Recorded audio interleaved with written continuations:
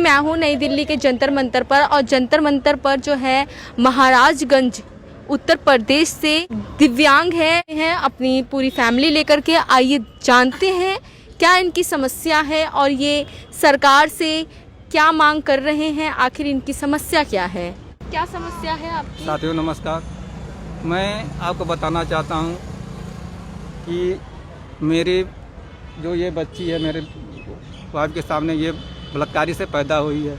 मैं बलात्कारियों से बेटी को बचाया है। 2018 में मैंने एसपी महाराजगंज को 29/8/2018 को जान माल के संदर्भ में जब मैं ये घटना पूरी तरह जान गया कि मेरे साथ ऐसी दरिंदगी हुई मेरे घरवाले के साथ, मैंने घनश्याम जायसवाल के खिलाफ एसपी महोदय को प्रार्थना पत्र दिया। उसके बाद वहाँ का युधिष्ठिर दरोगा ने मेरे मैटर को लिया और बलात्कारियों से मिलकर उस बलात्कारी को 2018 से बचा रहा है। फिर से मेरी वाइफ 13/9/2019 को मैं और मेरी वाइफ गिरजा देवी दोनों लोग हम लोग अलग अलग प्रार्थना पत्र दिए। उसके बाद कहाँ दिए प्रार्थना पत्र? एसपी महाराजगंज उत्तर प्रदेश को। उसके बाद मैं कार्रवाई कोई नहीं हुआ, न तो उसको जन सुनवाई पर, वो तीनों प्रार्थना पत्र को जन सुनवाई पर नहीं डाला गया। मैं वहाँ से फिर से परिवार के साथ वहाँ से बलात्कारियों से और जो गांव के भी जो है करीब 6 लोग हैं इसमें और 3 महिलाएं भी हैं, कुल 9 लोग मान चलिए, कुल 9 लोग हैं। मैं उनसे बच के दिल्ली में करीब 1 वर्ष से दिल्ली में रह रहा हूँ। 1 वर्ष से मैं पूरे लॉकडाउन में दिल्ली में रहा हूँ। मैंने 4/8/2020 को 4 स्पीड पोस्ट किया था।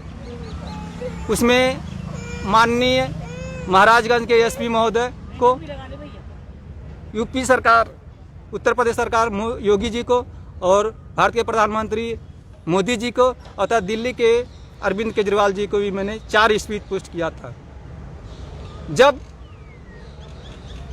स्पीड पोस्ट एसपी महाराजगंज को मिला, उस समय के एसपी जी थे रोहित सिंह सजवान, जो महाराजगंज के जो मेरे स्पीड पोस्ट पर कार्रवाई चल रही थी, रोहित सिंह सजवान जी थे। उन्होंने जब मेरे प्रार्थना पत्र और मेरे कागजात, मेरे सब डॉक्यूमेंट को पढ़ा, 13/8/2020 को उन्होंने जन सुनवाई पोर्टल पे डाल दिया और उसने घुगली पुलिस जिला महाराजगंज को आदेशित किया मेरे कार्रवाई करने को।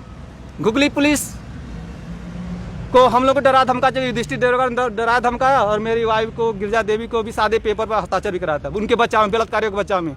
लेकिन 22/8/2020 को एक रिपोर्ट आख्या सबके मामला को निस्तारित कर देती है घुगली पुलिस। उसमें रिपोर्ट आख्या में लिखा है कि ये गांव वालों को धरने प्रदर्शन फंसाना चाहता है और धरना प्रदर्शन का आदी है। मैंने फिर से उसमें फीडबैक लगा, उसमें मैंने लिखा भी था कि मेरी वाइफ है गिरजा देवी जैसे गवाही देने को तैयार है, यह देखिए, प्रार्थना पत्र हस्ताक्षर भी किया है। इसके बावजूद भी घुगली पुलिस बलात्कारियों को बचा रही है। मैंने जब मामला निस्तारित हो गया 26/8/2020 को मैंने फीडबैक लगाया और फीडबैक में मैंने लिखा कि मेरी वाइफ गवाही देने को तैयार है और मैंने प्रार्थना पत्र एसपी जी को कई बार दिया था। उसके बाद भी बलात्कारियों को घुगली पुलिस बचा रही है। तब और उसके बाद 13/8/2020 को कोई भी फोन कॉल आज तक घुगली पुलिस थाना, घुगली पुलिस जिला महाराजगंज उत्तर प्रदेश, कोई आज तक कोई नहीं किया। मैंने साफ लिखा हूँ इसमें अपने प्रार्थना पत्र, मैं दिल्ली में रह रहा हूँ और मैं चालू रहता है। लेकिन जब मैं फीडबैक लगाया तो सीओ सदर जी का, यानी घुगली पुलिस का कोई रिपोर्ट आख्या नहीं, वो फोन कॉल नहीं आया। जब मैंने फीडबैक लगाया 26/8/2020 को, तो सीओ सदर जी ने मेरे पास फ़ोन कॉल किया था 27 और 28 के बीच में। वो 28 तारीख को ही मैंने दोपहर तक फ़ोन किए थे। अब सीओ जी मैंने ये फ़ोन से बोले कि मैं सीओ बोल रहा हूँ सदर से कि आपने जो फीडबैक लगाया उस पर बात हो रहा। तो मैंने सब बात बता दी, ठीक है।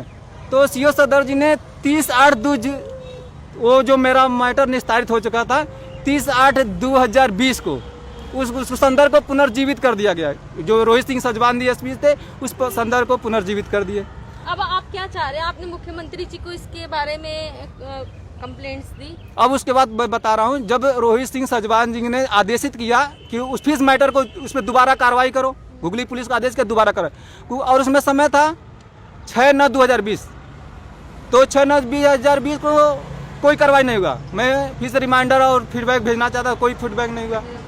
7/9/2020 को घुगली पुलिस रिपोर्ट आख्या सौंपी, दूसरा रिपोर्ट आख्या, उसमें मेरे ऊपर शांति भंग लगा चालान काटा हुआ है।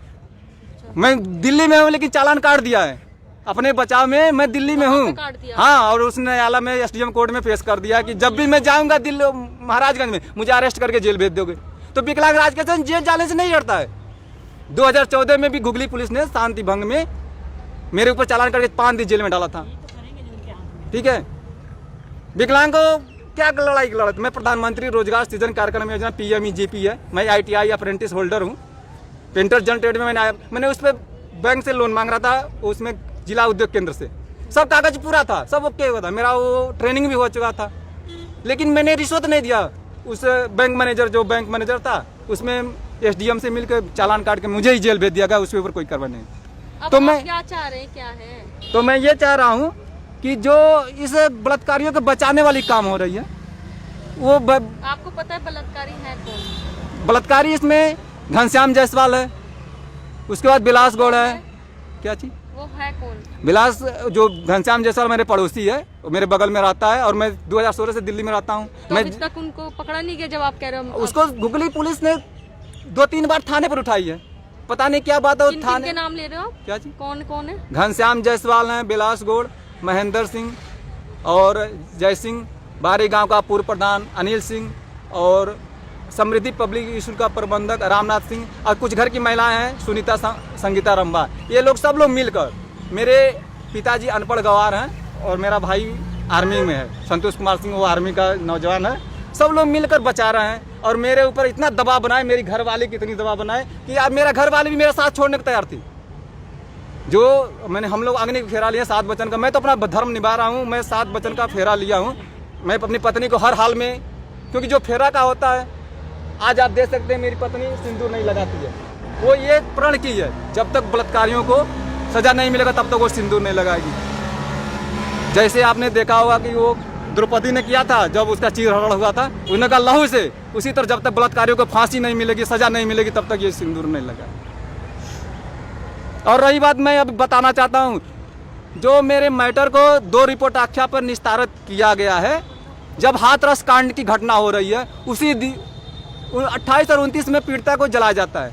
28 और 29 रात में पेट्रोल डाल के पीड़िता को जलाया, उसी दिन मेरे मोबाइल पर शासन स्तर से यूपी गवर्नमेंट के जो शासन अधिकारी हैं, आज जंतर मंतर पर बैठा हूं कि जितने बलात्कारी दोषियों को सजा मिले और तथा दिशा बिल कानून भारतीय संसद से मोदी जी पास कराए, क्योंकि मोदी जी नारा लगाए हैं बेटी बचाओ, तो बेटी बचाया है हमने। विकलांग राजकिशन सिंह ने बेटी बलात्कारियों से बेटी बचाया है और इस बलात्कारियों जो मैंने बचाया उसका सीख लेकर, क्योंकि हर जगह बेटियां लाचार है, बेटियों का रेप हो रहा है, मरी जा रही है। तो आपको नहीं पता था जब आपकी वाइफ के साथ ये चीज हुई, बलात्कार हुआ, तो उस समय आपकी वाइफ ने नहीं बताया?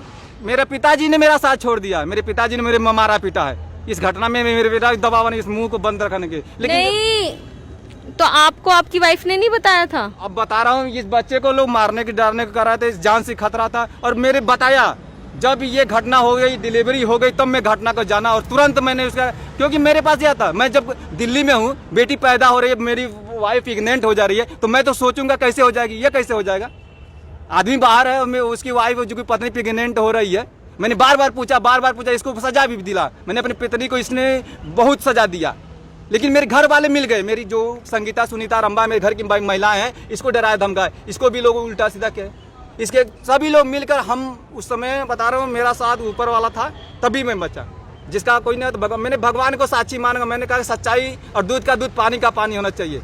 आज मेरी वाइफ मेरे साथ है और सब लोग जीवित हैं, लेकिन जो बलात्कारी हैं उनको घुगली पुलिस बार बार बचा रही है। तो मैं चाहता हूं कि घुगली पुलिस बलात्कारियों पर कार्रवाई करे और मोदी जी और योगी जी से निवेदन है कि दिशा बिल कानून को भारतीय संसद से पास कराएं, जो भारत की अन्य माँ बहन बहु बेटियों पर कोई बलात्कारी केस ना हो।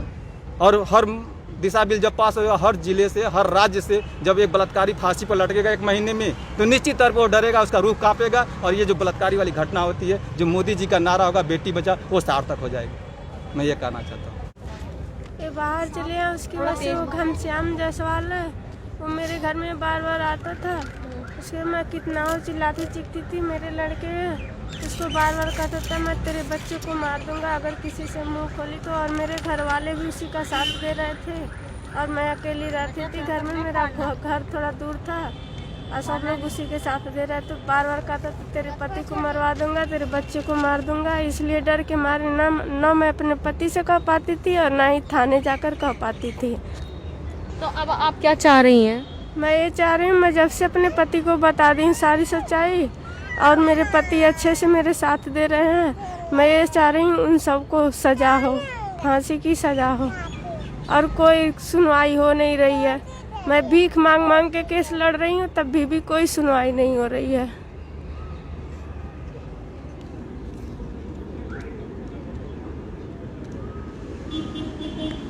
जिस तरीके से अभी पीड़िता ने भी यही चीज़ बताई, जो दोषी हैं उन्हें जल्द से जल्द सज़ा हो और वो पकड़े जाए। अभी तक उनकी एफआईआर भी दर्ज नहीं हुई है। ये प्रधानमंत्री जी और उत्तर प्रदेश के मुख्यमंत्री जी से अपील कर रहे हैं। यहाँ तक कि इन्होंने दिल्ली के मुख्यमंत्री जी से भी इस संदर्भ में एक लेटर भी दिया है कि इनकी सुनवाई हो, और ये यही चाहते हैं कि दोषियों पर कड़ी से कड़ी सज़ा हो, उन्हें फांसी की सज़ा की ये मांग कर रहे हैं।